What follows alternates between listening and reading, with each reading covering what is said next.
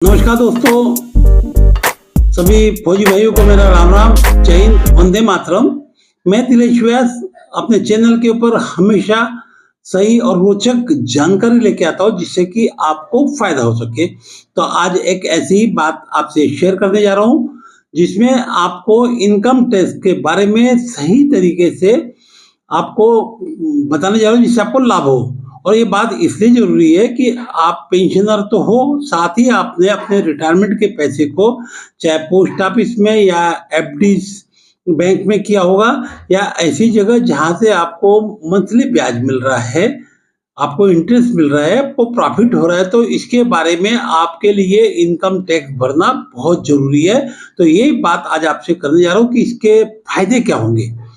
Income tax के नाम सुनते ही बहुत सारे लोगों को एकदम करंट सा लग जाता है, पर आईटीआर रिटर्न फाइल करना, चाहे आपको टैक्स लगे न लगे, आपको इनकम टैक्स कटे न कटे, आपके लिए बहुत जरूरी है। ये आपके लिए फायदेमंद की बात है। तो इस फायदे के बारे में आपको बताने जा रहा हूँ और खासकर 2023-24 में आपको आईटीआर भरते समय क्या सावधानी बरतना है या क्या आपको ध्यान देना है, क्या आपके लिए सावधानी पूर्वक जो आपको स्टेप उठाने हैं, वो आपको मैं इस वीडियो के माध्यम से बताने जा रहा हूँ। दोस्तों, ये आपके लिए बहुत महत्वपूर्ण है कि अगर आप पेंशन लेते हो तो, और वो भी आर्मी से हो या नेवी से हो या एयरफोर्स से, तो उसके लिए आपके लिए तो बहुत आवश्यक है कि आप इस बात को जरूर ध्यान से देखें, सुने। तो बात करते हैं कि आईटीआर यानी फाइनेंशियल ईयर, अभी जो पिछला मार्च को अभी खत्म हुआ है, कुछ दिन पहले हमारा एक फाइनेंशियल ईयर खत्म हुआ है जो 1 अप्रैल से लागू होकर 31 मार्च तक रहता है, यानी 2023-24 जो फाइनेंशियल ईयर है, इसमें आपको आईटीआर भरना है। तो आईटीआर भरने के लिए आपके पास पैन कार्ड है, आपके पास उसका अगर आईटीआर का रजिस्ट्रेशन नहीं हुआ तो आप वहाँ पे साइट पे जाके या कोई जो उसके जानकार है उससे आप भरवा सकते हैं। आपका आधार ऑलरेडी लिंक्ड है आपके पैन कार्ड से, वो भी आपका ऑलरेडी लिंक है, तभी आपको पेंशन मिल रही है। तो इसके बाद आपको आसानी होगी।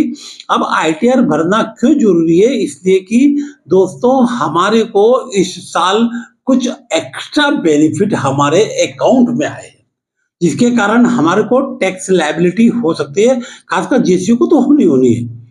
तो मैं आपको बताने जा रहा कि आपको ये क्या प्रावधान है जिसके कारण आईटीआर भरने से आपको आसानी होगी। और खासकर जिन्होंने बैंक में पैसे एफडी रखे हैं या पोस्ट ऑफिस में रखे हैं, तो उनके लिए समझना बहुत ही जरूरी है।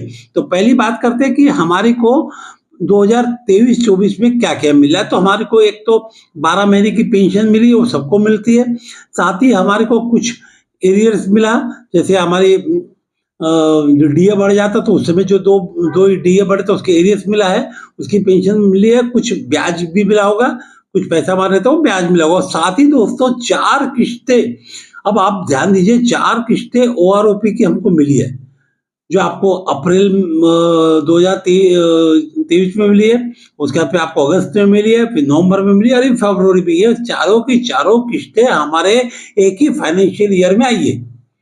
और ये जितनी भी ओआरओपी की किस्तों या कोई भी हमको एरियर्स मिलता है वो टैक्सेबल है।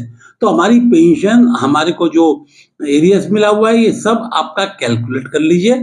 और साथ ही दोस्तों, आपने इस 1 साल में अगर आपका पैसा बैंक और पोस्ट ऑफिस में रखा है तो इससे मिलने वाला ब्याज भी टैक्सेबल है। तो इसको कैलकुलेट करने के बाद बहुत सारे लोग, हो सकता है टैक्स के दायरे के ऊपर पहुंचे हों, उनको टैक्स लग सकता है। तो अभी आप उसको कैलकुलेट कर लीजिए, आपका समय 3-4 महीने का देख लीजिए। अगर टैक्स लगता है तो उसको आपको आपका जो सीए या जो आपका टैक्स कंसल्टेंट काम करने वाला वो कर देगा। उसका आप जो चालान है आरबीआई में भर दीजिए। अगर टैक्स नहीं लगता तो अच्छी बात है, पर आपके पास ये पूरी की पूरी जो आपके आईटीआर के वेबसाइट पे जानकारी देके आपको रखना पड़ेगा, जिससे कि कल को आपको होने वाली परेशानी से आप बचे जा सके।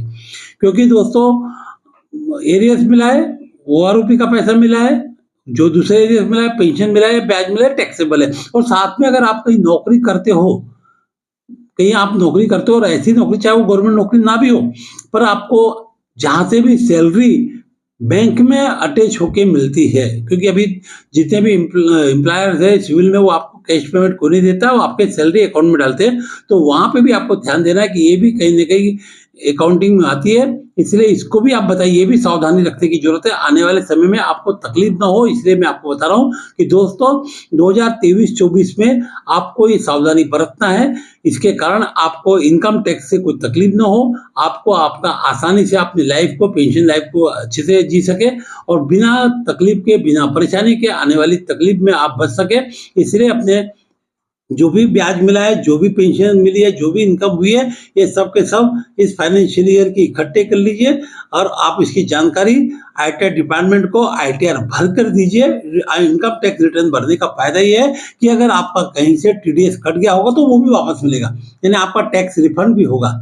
और खासकर जो भी पेंशन गए हैं उनके लिए तो बहुत जरूरी है, जो 2-3 साल से पेंशन है उनके लिए बहुत जरूरी है, क्योंकि वो टैक्स के दायरे में आ सकते हैं, या जो पहले से है उनकी पेंशन ज्यादा है या कहीं वो नौकरी करते हैं तो वो भी टैक्स के दायरे में आ सकते हैं। 7 लाख तक तो टैक्स लगेगा नहीं, तो आप देख लीजिए, कैलकुलेट कर लीजिए, बहुत कम टैक्स अगर आएगा भी तो बहुत कम आएगा, पर आप इसकी कार्रवाई को करिए, करना बहुत जरूरी है। दोस्तों ये मेरा प्रयास अच्छा लगा तो लाइक करें, शेयर करें। नमस्कार, थैंक यू, जय हिंद, वंदे मातरम।